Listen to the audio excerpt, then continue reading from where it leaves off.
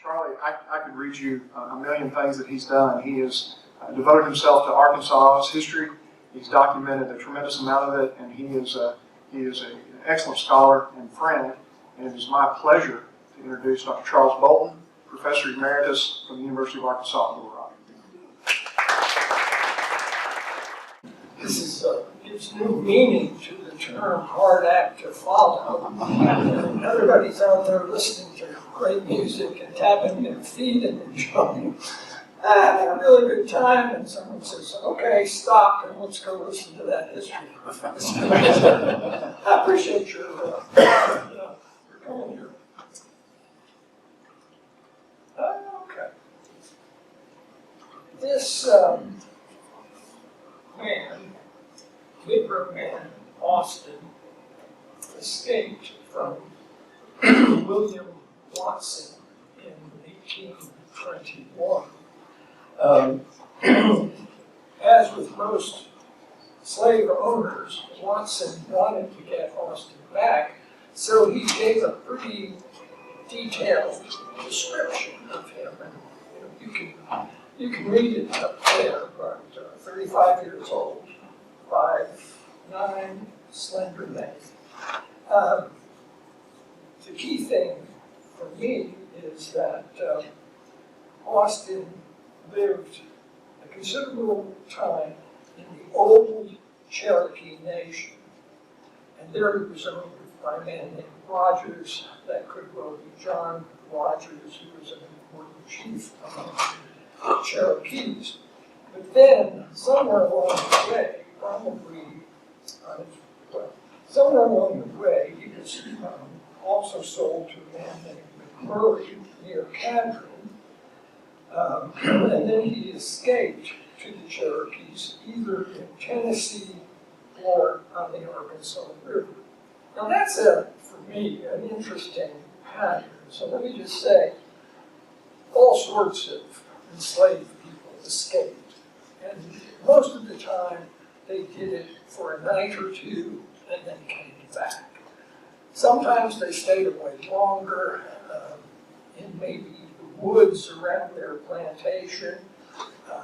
They did what was called laying out, just taking a break, and then eventually coming back, usually on their own. Sometimes they stayed longer, really trying to have a kind of semi-independent existence, being somewhat free, but also close maybe to friends and loved ones. Then, many enslaved people also fled to get someplace else. They had no intention of coming back. Now, I think when most people think about it, there is the idea that people escape for any period of time. They went to the north, like Tom's the person did, and were aided somewhere along the line by the Underground Railroad. Most of them, particularly south of Kentucky and Tennessee, where it was possible to get to the north, Virginia, Maryland, easier. Most of the time, in the deeper south, in the lower Mississippi Valley, including Arkansas, people escaped to get away and be free, but they wanted to go to someplace else in the south. And again, that involves relationships very often, loved ones, friends, maybe simply trying to get back where they had lived and liked that place. Well, that was just a very common thing throughout the South. Arkansas is interesting in the sense that it was kind of a crossroads for runaway slaves. People came up from Louisiana and Mississippi trying to get to the north. Very often they were on steamboats and captured and wound up in jail here. In the early days of Arkansas, some slaves, I think on their own, came out here because it was a kind of wilderness where you could escape, literally. Sometimes people stole slaves and brought them to Arkansas for pretty much the same reason. You could escape the law. The movement of Native Americans from the east to the west created, well, or at least emphasized, this concept of east-west movement through Arkansas. And that's what I want to talk about. In many respects, the enslaved people who came to first Arkansas and then what's now Oklahoma as part of the Trail of Tears movements related to that. They, in many respects, acted like other escaped slaves throughout the South. But they also had different characteristics related to the fact that they had been living with Native Americans and that they had been brought west and were involved in cattle ranching and other sorts of things which were very foreign to most enslaved people. So that's Austin. He will endeavor to make his escape to the Cherokees, either in Tennessee or on the Arkansas River. And so Austin might have gone either way. At that point, the Arkansas Cherokees had moved from the St. Francis River Valley and moved to along Fort Smith. Okay.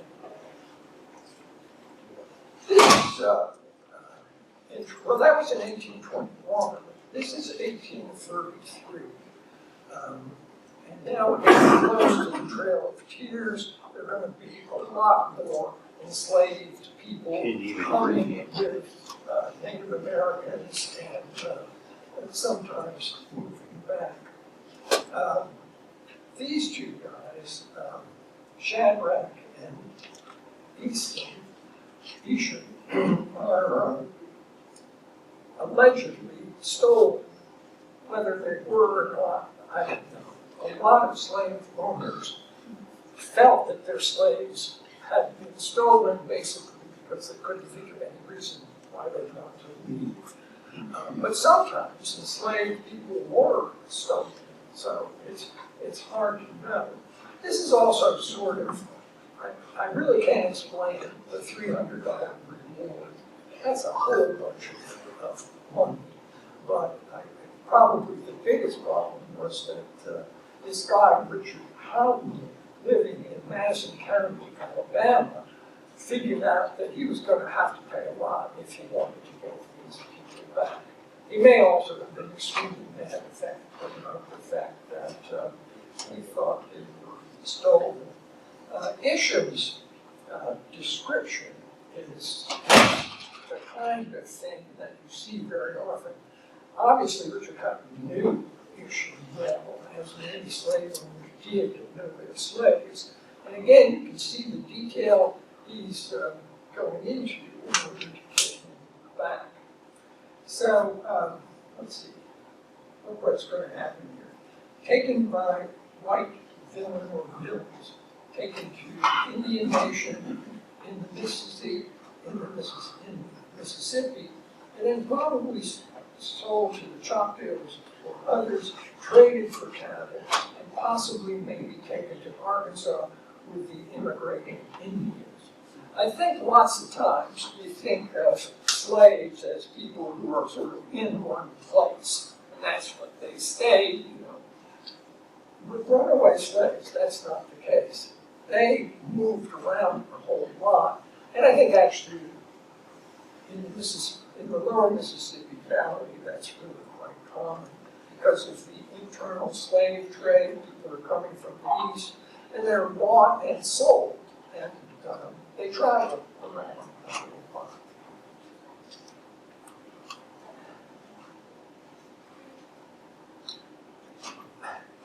This is one of my favorite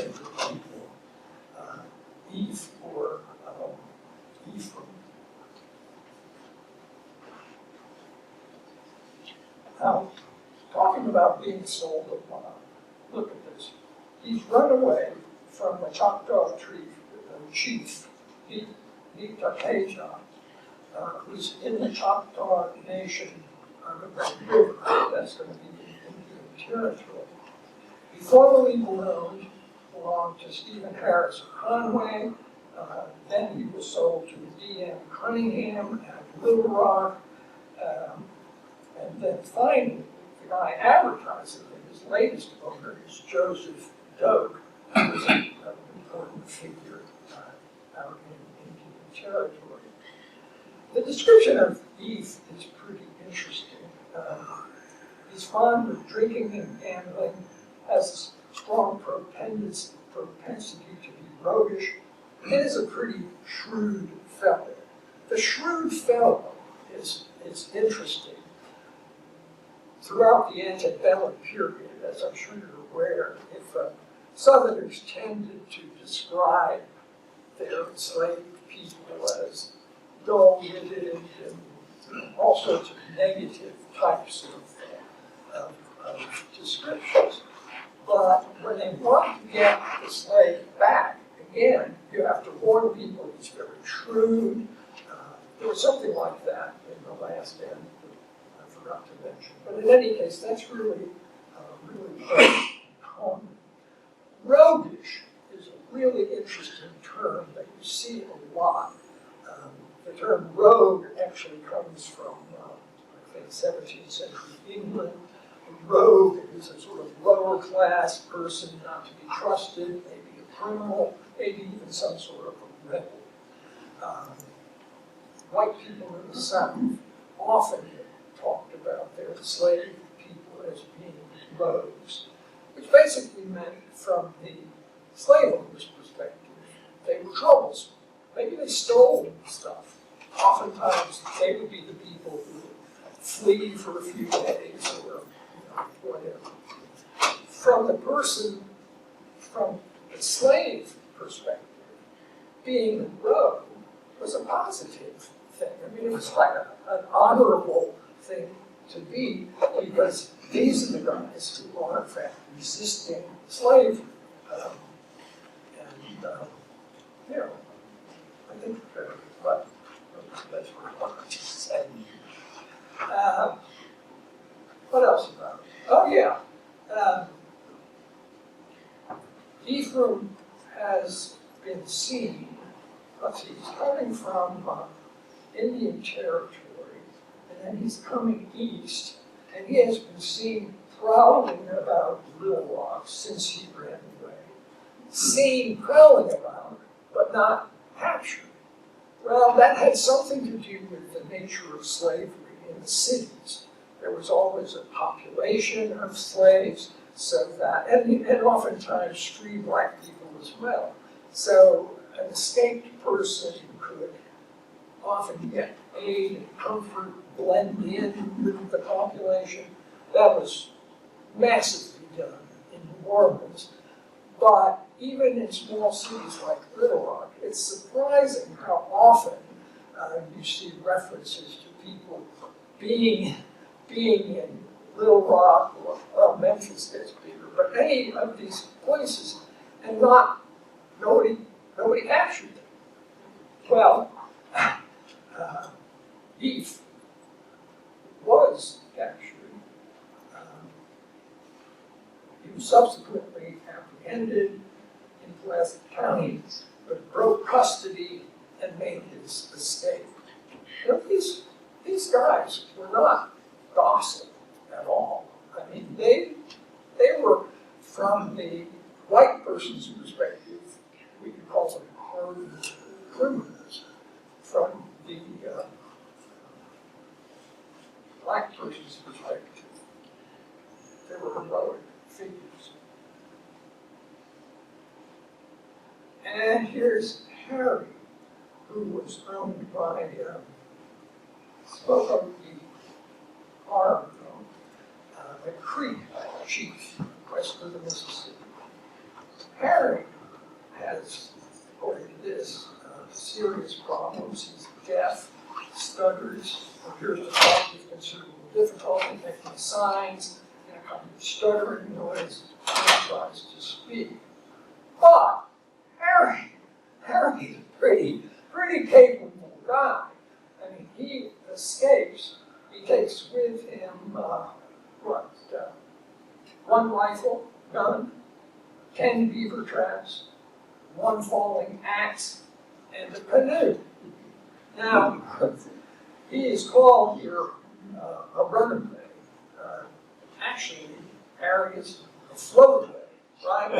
I mean, he wasn't carrying that. I think I checked this a little bit. I think he lived somewhere up Fairy River. Yeah. And no doubt, he put his traps and his gun and his stuff in a canoe and, went down the river. In other parts of the lower Mississippi Valley, and in Arkansas as well, the best way to travel was on a steamboat, and a lot of black people were employed, free blacks were employed on steamboats. A lot of slaves worked on steamboats, and so a lot of slave attempts were carried out on steamboats. Oftentimes not successful, but sometimes, that was a great way to try is to get to the north. Simon came from Alabama, and he was sold to this Creek Indian woman, Winey, and he was brought in 1837 as part of the Trail of Tears. If my memory served, this Bonneville person was in fact, I think he was a major or something. He was an army officer. Benjamin Bonneville. Yeah. But then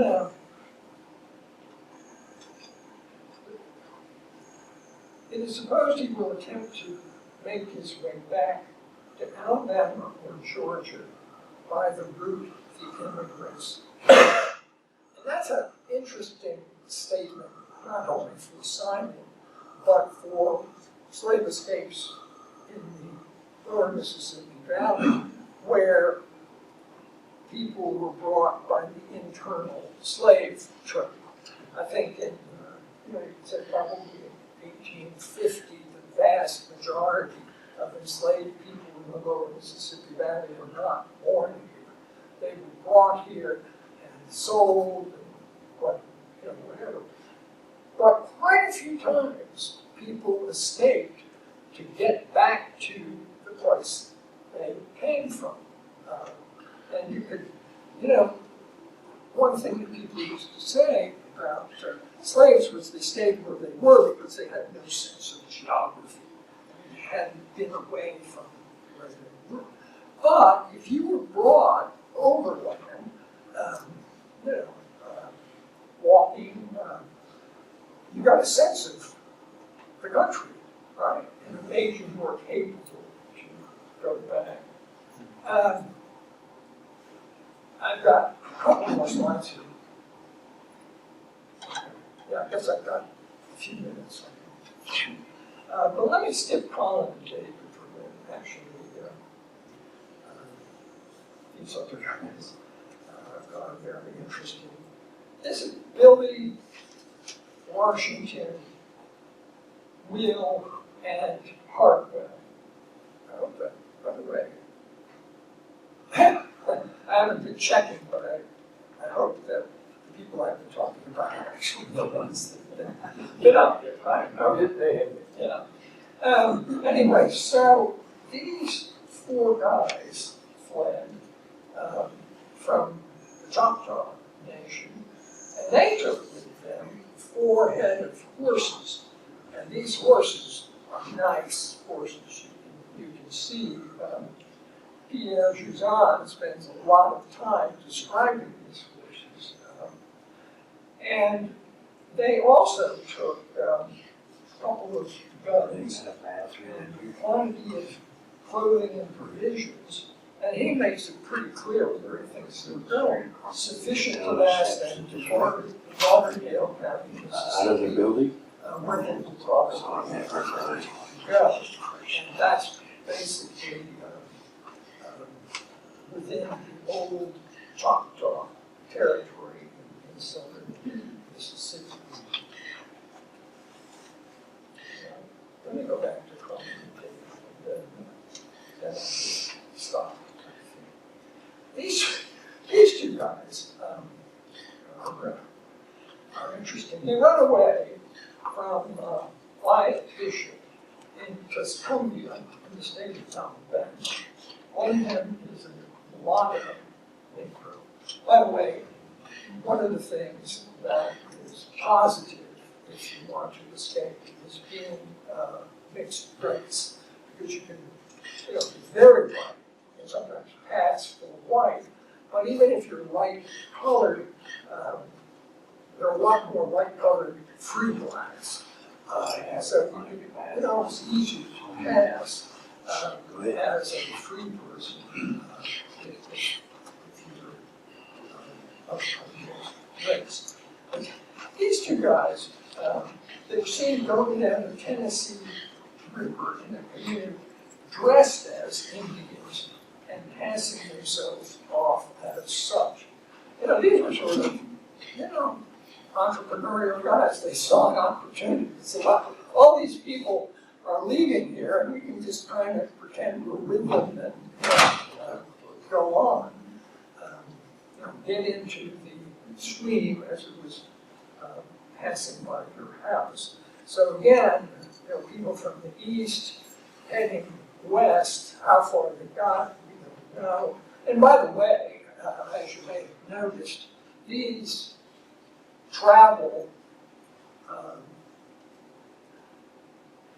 this travel information is based on what their owners think is going to happen. And so we don't actually know. But that sort of information, I actually have never seen any sort of contradiction about where people were going. Owners knew their human property pretty well, where they were able to talk to friends or something. So we have a pretty good idea that this is what they do. The other thing that happens is we have two kinds of runaway slave ads.